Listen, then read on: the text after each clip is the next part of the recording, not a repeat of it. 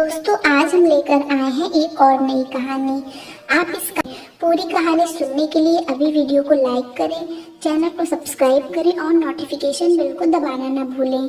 मैं हाथ मुंह धोकर अभी पलंग पर आकर बैठी ही थी कि एक अधेड़ उम्र का पुरुष दरवाजा खोलकर अंदर आ गया और मुझे मुग्ध निगाहों से एकटक देखने लगा।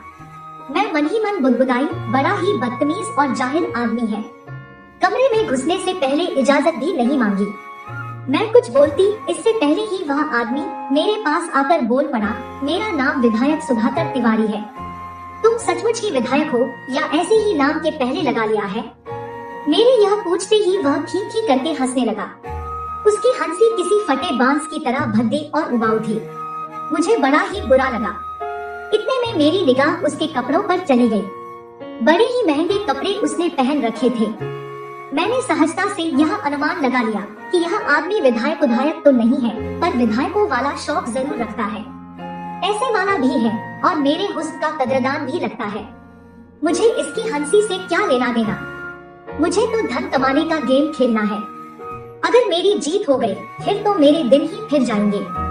तभी विधायक सुधाकर तिवारी मुझे देखते हुए बोल पड़ा, क्यों विधायकों से तुम्हारा कुछ ज्यादा ही लगाव है क्या? मुझ पर तुम्हारी नजरें मेहरबान नहीं होगी? क्यों नहीं होगी, लेकिन पहले मुझे ढेरों रुपए चाहिए, रुपए चाहिए। यह कहते कहते वह फिर एक बार हंस पड़ा। बस उसकी हंसी से हो मुझे चिढ़ थी। वह आदमी ही ऐसा था कि कहीं से भी आकर्षक नहीं था। उसका रंग एकदम काला था, आंखें चिड़ियों की तरह छोटी छोटी थी, होंठ सूखे, मोटे और फटे हुए थे। उसका कद बिल्कुल ही ठिगना था, लेकिन वह दौलतमंद था। मैं उसके व्यक्ति का विश्लेषण अभी कर ही रही थी कि वह अपने कमरे में गया और पलक झपकते ही मेरे सामने 10-10 हजार की 20 गड्डियां रख दी। मैं आश्चर्यचकित रह गई। यह क्या मेरी कीमत 2 लाख है? मैं यह सोच ही रही थी कि वह बोल पड़ा, इतना काफी है? हाँ, फिलहाल तो इतना काफी है, लेकिन तुम मुझ पर इतने पैसे खर्च क्यों कर रहे हो? तुम्हें अपनी पत्नी से भी तो यह सुख मिल सकता है।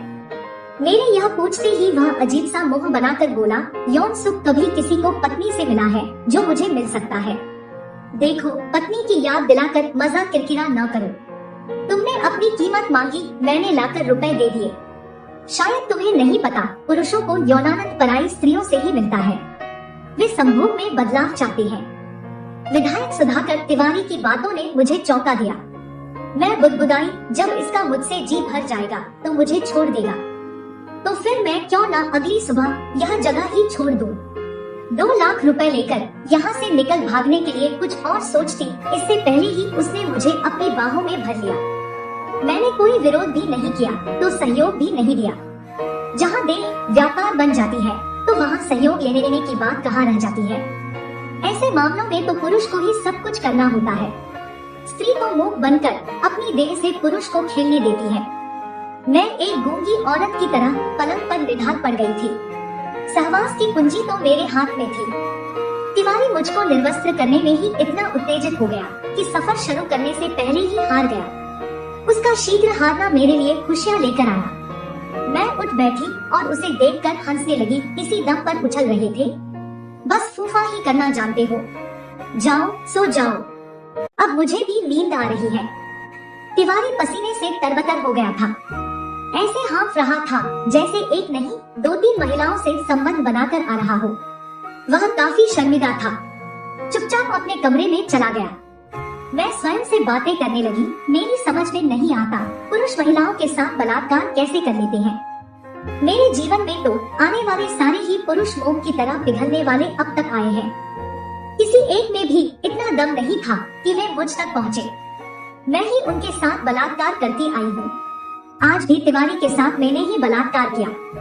पैसे भी उससे ऐंठ लिए और उसकी मर्दानी की थाह भी लगा ली। मैं स्वयं से बातें करते करते सो गई। सुबह 4 बजे आँख खुली तो बाहर आकर देखा तिवारी के कमरे में ताला लगा हुआ था। मैं सीढ़ियाँ उतरकर काउंटर पर आई और बिल अदा कर होटल से बाहर आ गई। मुझे इस बात का अंदेशा पहले से ही था कि जिसने 2 लाख रुपए मुझे दिए हैं वह मेरा पीछा अवश्य ही करेगा। मेरा अनुमान सही निकला। तिवारी की व्हाइट गाड़ी मुझे सड़क पर दिखाई दे गई। गाड़ी तिवारी ही ड्राइव कर रहा था।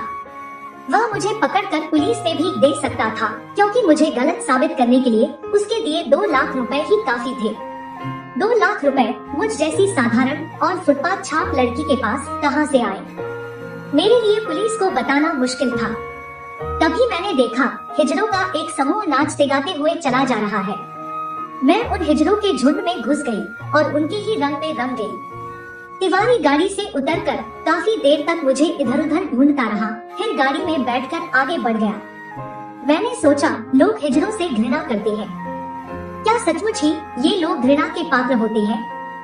मेरी जान तो इन लोगों ने ही बचाई। मैं क्यों न कुछ दिनों तक इनके जीवन में रंगकर इनकी जीवन शैली को नजदीक से अध्ययन करूं। ये लोग आम आदमी से भी अच्छे इंसान हों। शाम के 4 बजे मैं हिजड़ों के साथ उनके घर पहुंची। वे मुझे हिजड़ा ही समझ रहे थे, लेकिन वे यह देखकर आश्चर्यचकित थे कि मैं अचानक ही कहां से टपक पड़ी। पहले तो उन्होंने मुझे कभी देखा नहीं था। इतने में एक हिजड़ा मेरे पास आकर बैठ गया। उसका नाम रामकली था। मैं उसे अपने पास बैठे देखकर घबरा गई। रामकली कुछ पूछती इससे पहले ही मैं बोल पड़ी, मैं कोई हिजड़ा नहीं हूँ, मैं एक स्त्री हूँ। तो यहाँ क्या कर रही हो? किसी मर्द के पास जा। मर्द नहीं है तो अपने माँ बाप के पास जा। हम किस्मत के मारे वालों के पास तेरा क्या काम? रामकली के यह कहते ही मेरी आंखों में आंसू आ गए। मैं सुबकने लगी। रामकली मेरे आंसू पोंछते हुए बोली, तुम तो बुरा मान गई बहन, लेकिन मैंने कोई गलत भी तो नहीं कहा। मैं तो हिजड़ा हूँ। मेरा कोई घर नहीं है, भाई बहन नहीं है, माँ बाप नहीं है। हम सारे हिजड़े ही एक दूसरे के भाई बहन और माँ बाप हैं। रामकली के शब्दों में दर्द था, फिर भी उसकी आंखों में एक आराम की जिंदगी थी। अब मैं क्या कहती, मेरे पास तो कुछ भी नहीं था। न तो मैं किसी समाज में थी, न परिवार में, और न ही किसी रिश्ते से बंधी हुई थी। मैं अपना दुख तो किसी से भी बांट नहीं सकती थी। मेरी आंखों से गंगा यमुना बहने लगी। तुझे नहीं जाना तो मत जा, तू यहाँ मेरे साथ रहेगी। जब तुझे अपने घर की याद आए तो चली जाना। रामकली एक हिजड़ा होकर भी दिल वाली थी। मैं यहाँ सुरक्षित थी। एक स्त्री को भला हिजड़ों से क्या डर हो सकता है? मैं यह सोचकर सामान्य हो गई। तभी एक हिजड़े ने देख ऑन कर दिया। संगीत बहुत ही मधुर था, किसी नई फिल्म का था। देखते ही देखते उस धुन पर सभी नाचने लगे। मैंने देखा उनमें आपस में कोई भेदभाव नहीं था।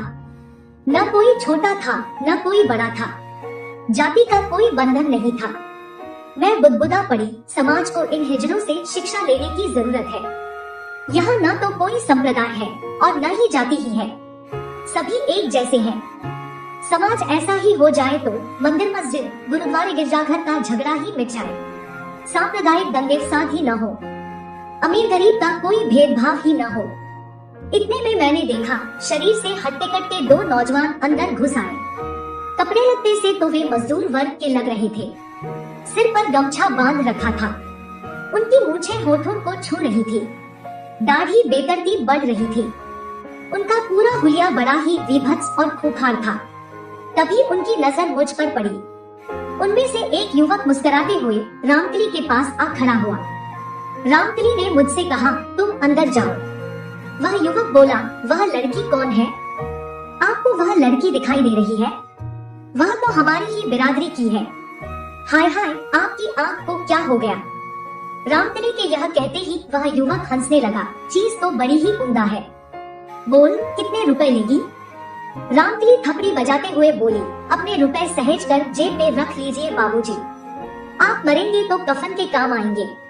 मैं तो थर थर कांप रही थी। उस युवक ने जेब से छुरा निकाल लिया। दूसरा युवक भी छुरा निकालकर रामकली के सामने आ खड़ा हुआ।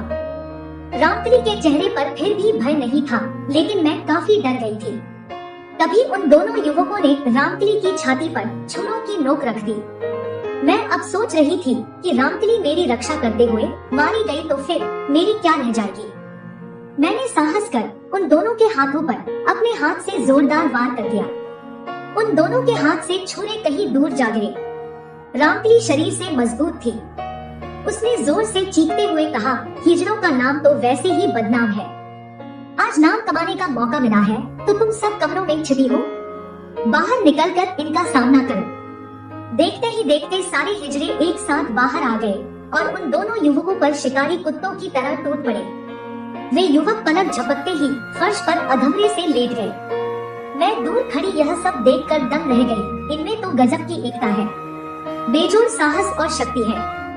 लोगों ने इन्हें हिजड़ा नाम देकर इन्हें कमजोर कर दिया है, जबकि ये कमजोर नहीं होते हैं।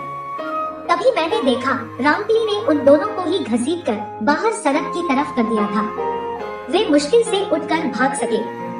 अब हिजड़ों का एक नया ही रूप मेरे सामने था।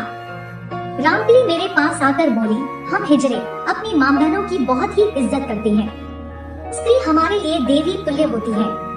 आखिर हम आसमान से थोड़े ही टपक कर आए हैं। हमें भी तो किसी स्त्री ने ही पैदा किया है। क्या हमारा उसके प्रति कोई कर्तव्य नहीं होता है? यह भाव स्त्री के प्रति पुरुषों में कहाँ होता है? उनके लिए तो स्त्री एक वस्तु मात्र होती है। उनसे अच्छे हिजड़े हैं जो स्त्री को कामी निगाहों से तो नहीं देखते। मैं खड़ी खड़ी पल भर में ही यह सब सोच गई, लेकिन मेरे लिए अब यह जगह सुरक्षित नहीं रह गई थी। वे गुंडे फिर कभी हमला बोल सकते थे। मैं बैठे बैठे ही बुदबुदाई, अब मैं कहाँ जाऊँ, क्या करूँ, अपने जीवन को सार्थक कैसे बनाऊं? मैं रामपली के पास चलकर आई तो वहाँ ऊँग रही थी। मैंने देखा उसके चेहरे पर भय की तनिक सी भी छाया नहीं थी, लेकिन मैं अपने कारण समाज से बहिष्कृत उन हिजड़ों को किसी मुसीबत में डालना नहीं चाहती थी। मैं चुपके से वहाँ से निकलकर सड़क पर आ गई। एक अकेली, वह भी जवान और खूबसूरत स्त्री के लिए दुनिया कितनी अजनबी होती है।